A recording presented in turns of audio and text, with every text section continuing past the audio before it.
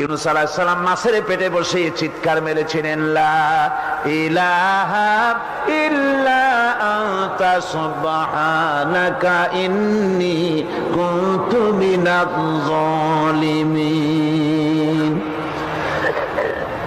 তিনি বলছিলেন, আয় আল্লাহ তাআলা, আমি তোমার প্রশংসা করছি, তুমি ছাড়া উপাস্য নাই, মাবুদ নাই।